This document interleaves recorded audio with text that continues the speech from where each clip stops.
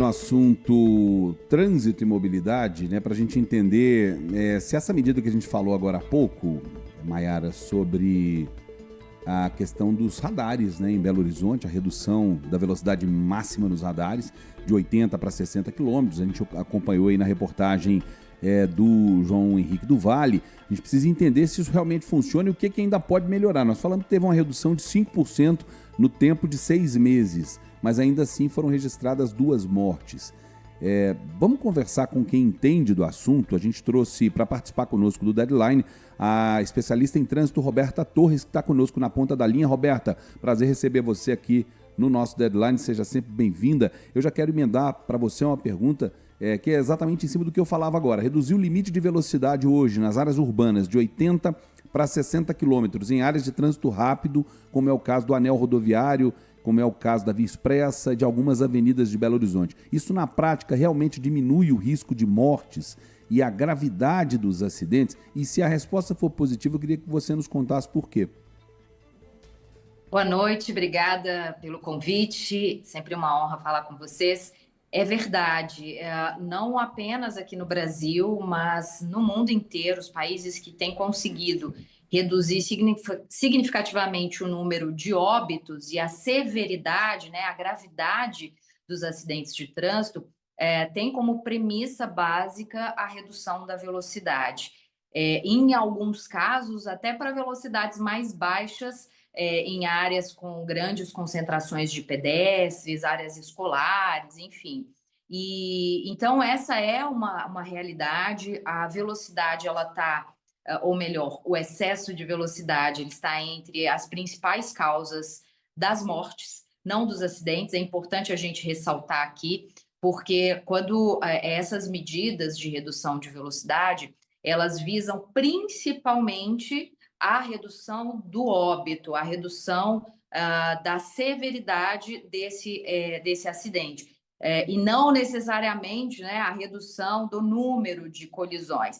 E é porque a gente precisa ter outras medidas também que, em conjunto com a redução da velocidade, consiga reduzir esses outros acidentes que muitas vezes não levam à morte, né, ao óbito, mas que geram um transtorno na mobilidade como um todo. Uhum. E, Roberta, quais seriam essas outras medidas? Você falou que não é preciso, na verdade não é suficiente, né? Somente essa redução de velocidade, aí tem que investir em quê? Em engenharia, sinalização, educação do motorista, como que tem que ser feito esse trabalho para ficar bom? É um conjunto de medidas. A engenharia tem um papel fundamental, então as vias precisam ser mais seguras, e mais seguras em que sentido, em que aspecto? Hoje existem diversas tecnologias que contribuem para que o motorista não se envolva. Vou dar alguns exemplos, como aqueles sonorizadores, provavelmente vocês já devem ter visto ali perto da linha de bordo, né, que é a linha do canto da pista, quando você passa o carro dá uma tremida, aquilo ali é um elemento da engenharia que alerta. Então, às vezes o motorista ele está desatento por algum motivo, né, e aí ele ao passar naquele elemento, ele volta a atenção. Porque quando a gente fala de segurança viária, principalmente, a grande consideração é que o ser humano, ele erra. Isso é fato.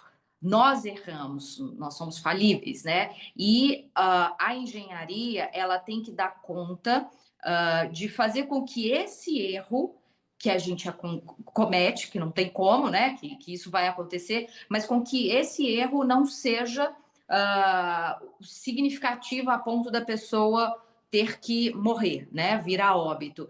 Então, esses sonorizadores, as defensas metálicas, uma pista boa, né, um asfalto bom, a sinalização também adequada, isso tudo parte da engenharia.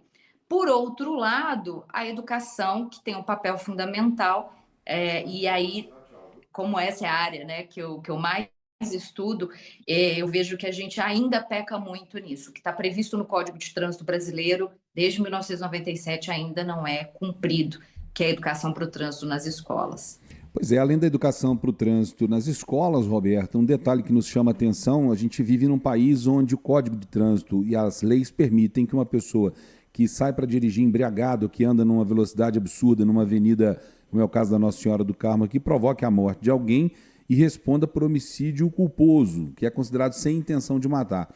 Não se leva em conta nem o risco que ela assume quando ela sai para dirigir, sabendo que pode provocar um acidente quando está sob efeito de álcool ou drogas. Esse tipo de coisa precisa mudar para que as pessoas comecem a ser mais educadas no trânsito, ou não faz diferença também a punição?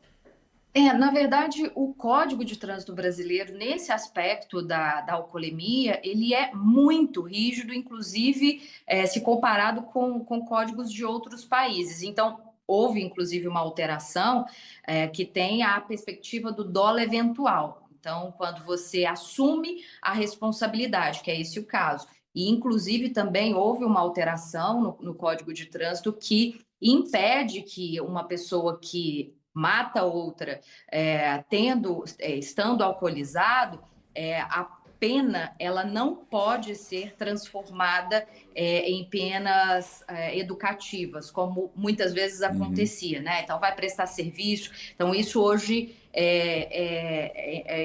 não é possível. A grande questão não é o que está na lei, o que está escrito está muito bem escrito e muito bem regulamentado. O problema é que a gente tem um gap muito grande aí entre a pessoa que cometeu o crime até ela ser punida de fato e vários mecanismos de recursos, e aí a gente acaba caindo, né, num lado aí que muitas vezes quem tem condições de se manter fazendo esses recursos, pagando advogados e se criando mecanismos, né, para se defender, entre aspas, acaba protelando isso por muitos e muitos anos. E aí é isso que passa para a sociedade, né? Essa ideia de que há uma impunidade, de que eu posso realmente conduzir e colocar as pessoas em risco, que nada vai acontecer. Então, assim, na teoria, né, não é bem assim, mas na prática que eu acho que a gente precisaria mudar aí a celeridade desses processos e talvez até reduzir aí a forma desses mecanismos, né, de tentar protelar, né, a penalidade.